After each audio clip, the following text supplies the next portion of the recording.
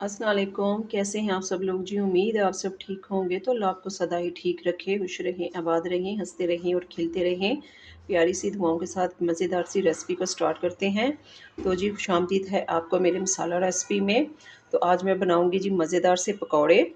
तो जी पकौड़ों के लिए हमें क्या चाहिए, ये थोड़े से मैंने आलू लिए हैं और इस तरह से मैंने लंबे लंबे काट लिए हैं स्लाइस टाइप।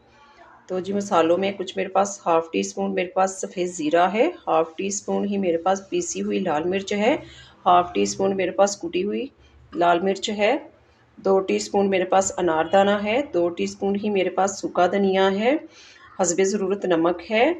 और जी ये थोड़ा-सा मैंने गरम मसाला लिया है, हाफ़ टी स्पून से थोड़ा-सा मैंने कम लिया है। 4 से 5 मिर्चें थी मेरे पास सब्ज़, इनको मैंने चॉप कर लिया है। एक छोटा बाउल मैं लूँगी जी पालक का, एक लूँगी मैं प्याज़, इसको भी मैंने लंबा-लंबा सा काट लिया स्लाइस टाइप। तो जी 2 कप मेरे पास बेसन है। तो चलिए यहाँ शुरू करते हैं। सबसे पहले ये मैं मसाले ऐड कर दूँगी। ये आप रमज़ान में भी बना सकते हैं। इस तरह से आप लंबे-लंबे आलू काट के बनाएँगे तो जो पकौड़े हैं वो बहुत क्रिस्पी और बहुत मज़ेदार बनते हैं और ऑयल भी बहुत कम लेते हैं। इस तरह से अगर आप लंबे-लंबे काट लें तो मैं साथ में ऐड कर दूँगी जी ये पालक। तो साथ में मैं ऐड कर दूँगी प्याज, बेसन भी साथ में ऐड कर देंगे।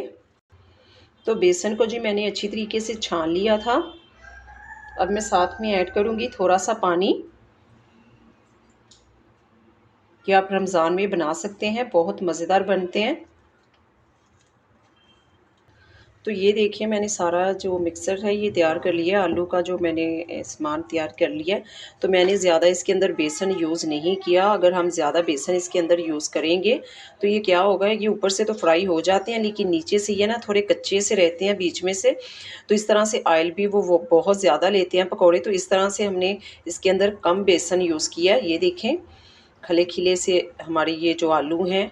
तो अब मैं क्या करूँगी, इस तरह से आपने हाथ से ही उठाना है। अगर आप चम्मच वगैरह यूज़ कर सकते हैं तो आप कर सकते हैं, कोई मसला नहीं। लेकिन हाथ से हम ना इस तरह से पकड़ के ना इस तरह से तो इनको डालेंगे ऑयल के अंदर।